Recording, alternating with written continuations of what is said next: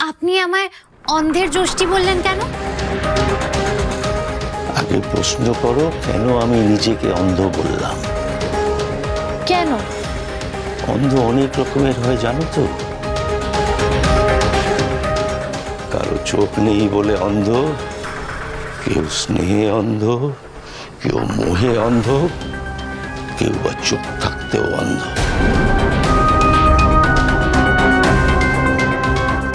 আর আমি অন্ধ সেজে আছি কতকাল।